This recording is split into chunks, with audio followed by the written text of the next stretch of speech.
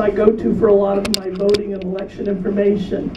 So I'm going to turn it over to Michelle, and I think you're going to get some answers to some of the questions that you have from her. Michelle Levy.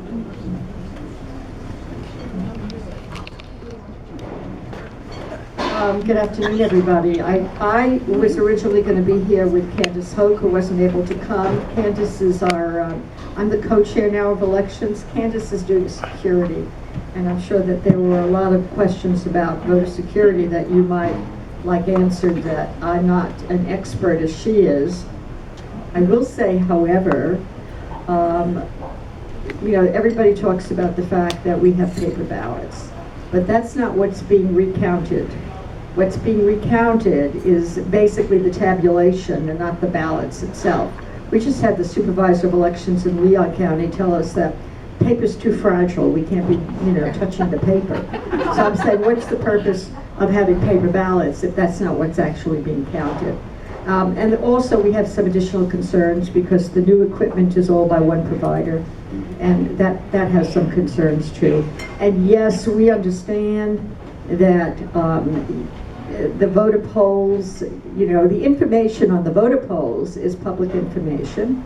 And as you know, those of you who have tried, you can register online, you can go online to change your address or change your party, right? So that's the internet. What's not the internet are the actual ballots. But there is something called an intranet, which is what's going on in the office there. And, it just takes one person to, slip something in. And anyway, we have some concerns about election security, but that's not what I'm here to talk to you about. I want to talk to you about vote by mail first.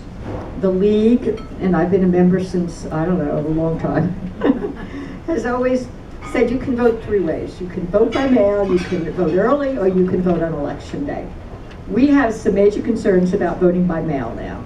And why? In 2018, most of the ballots that were not counted were vote by mail ballots.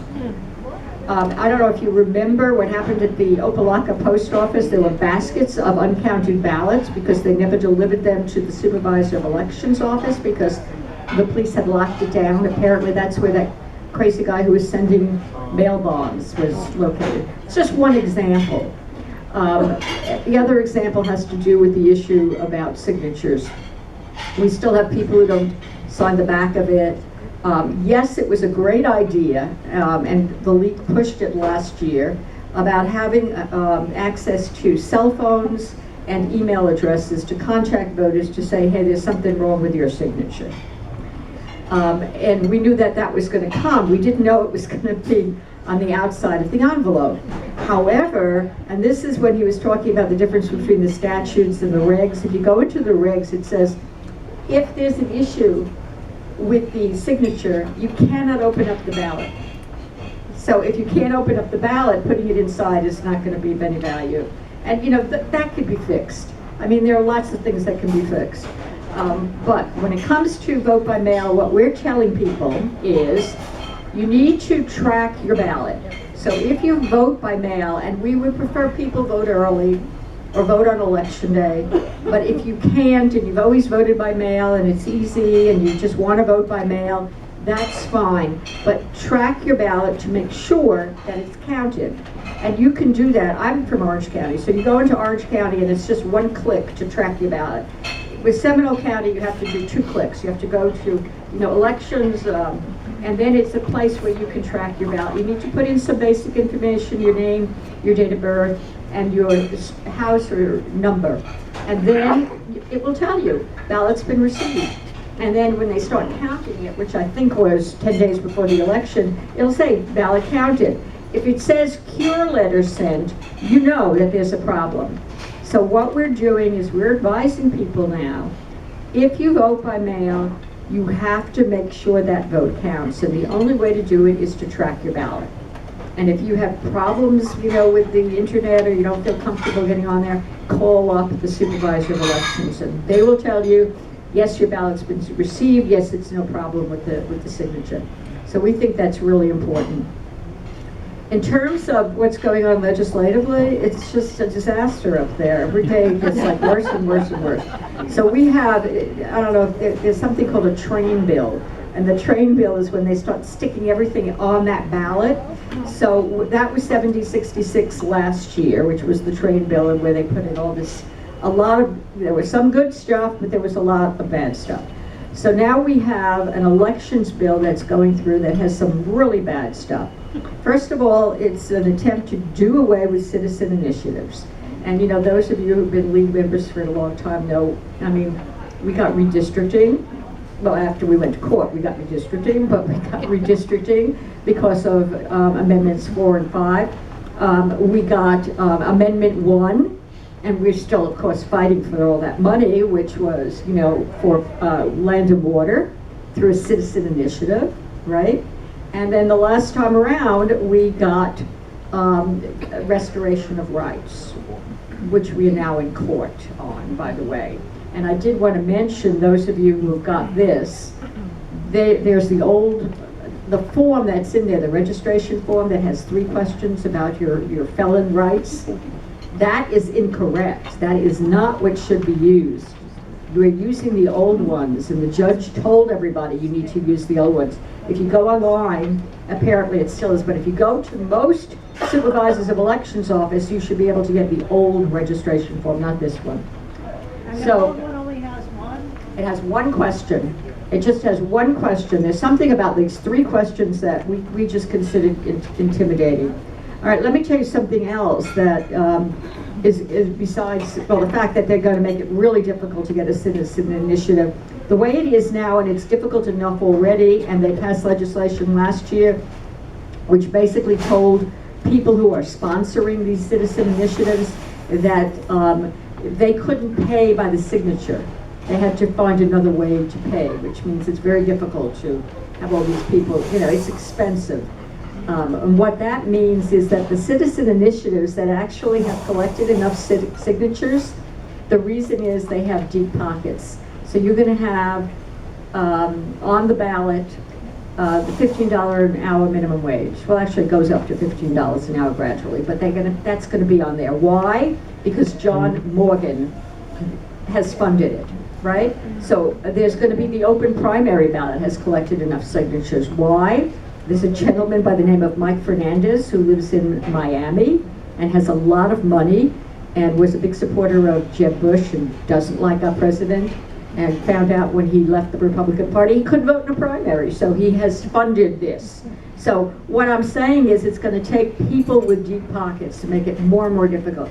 So right now you have to collect from every district at least 10% of the people who voted last year and collect in signatures.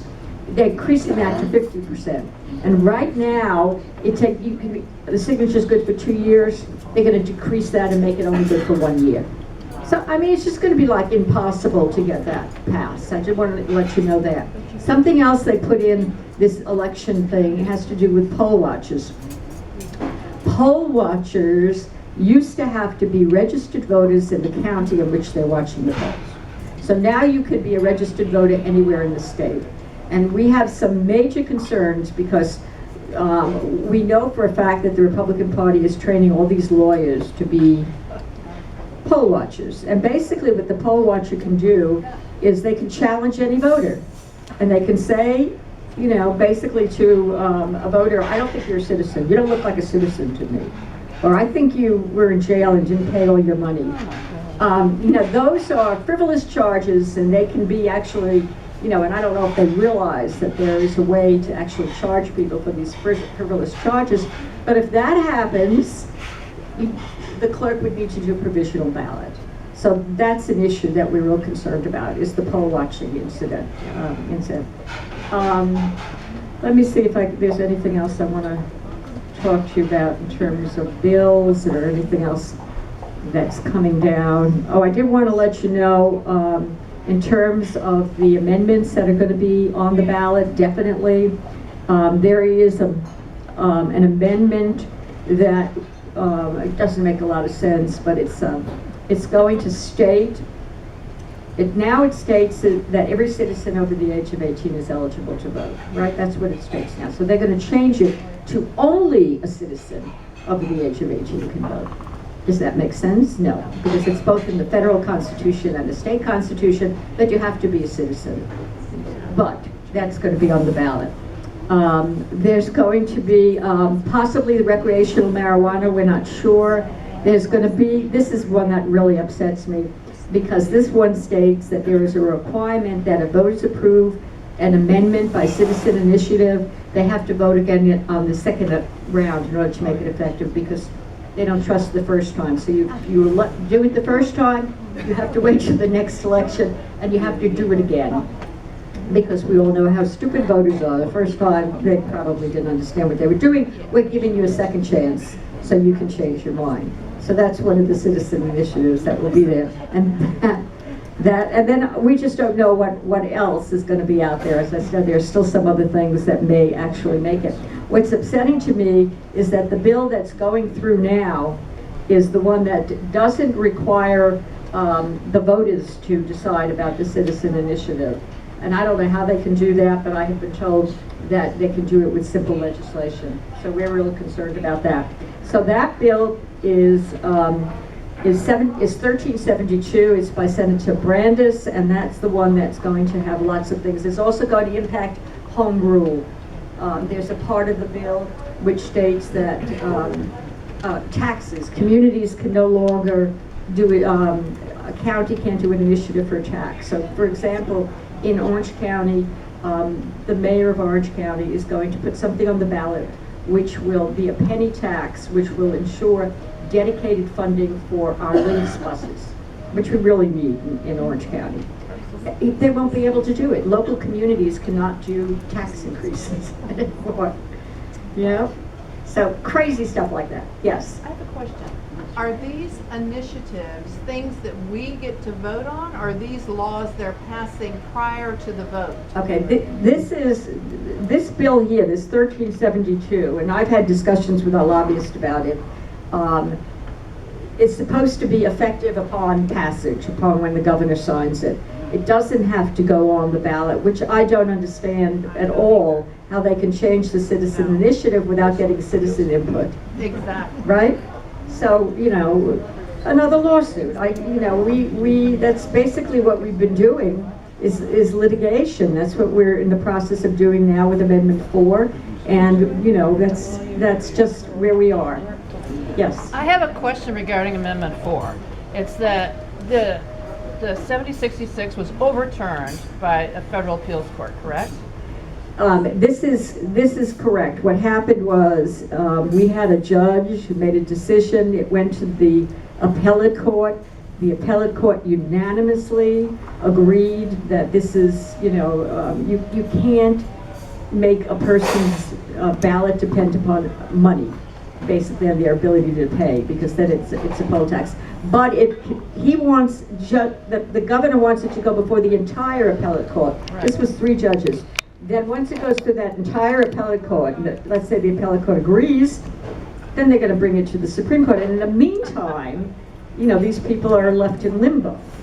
Yes. So I agree about the limbo. So my question is, what is their legal standing on the 2020 elections pending judicial decisions in the process? Well, what we're telling, I don't know if those of you who listen to Cecile Schoon, who's in charge of our Amendment 4, was on that conference call. And basically what we're telling them is if you're not sure, and these are not just fees, we're talking about civil judgments. Right. We understand that this person is never going to be able to repay. So the judge does a civil judgment, and it's a civil judge, it's not the criminal judge. The civil judge does a civil judgment, which basically says, if this guy wins the lottery, we'll be able to get our money back. But they're never going to be able to pay it. So what we're telling to people is if you're not sure, and don't expect the supervisors of elections to be able to tell them. There's no way that they can track this, because we're talking about more than one judge, more than one circuit. So if you're not sure and you need an attorney, we will get you the name of an attorney. We don't want people getting themselves into trouble by voting. Right. So, I don't know what to say. If they know for sure that they don't owe any money, then they should vote. But we don't want people to get in trouble. Okay. Yes? When I checked on that, when I looked, it said they were accepting contributions to pay for taxes. That's the Florida Rights Coalition is Desmond Meade's office. through them, not through the league, they are accepting contributions to pay back some of these And they fees. had quite a bit of money at that time. They do have some money, yeah, there's a lot of money involved, so they do have money, that's what they're doing. Are That's, they using it right now, do you know, or to let people vote? you need to go into the Florida Rights Coalition to find out, how they're doing that. We work with them, but we're not involved with this thing about the money. That's simply the FRCC. Michelle, are you gonna be able to stick around for a few minutes? Yeah, I guess I am, yeah, sure. Because otherwise, Levon. I just want to say that, another thing to consider on registering people for under Amendment 4 is you need to tell them that they need to be sure that their rights have been restored. Otherwise, if they do register to vote, that is a felony.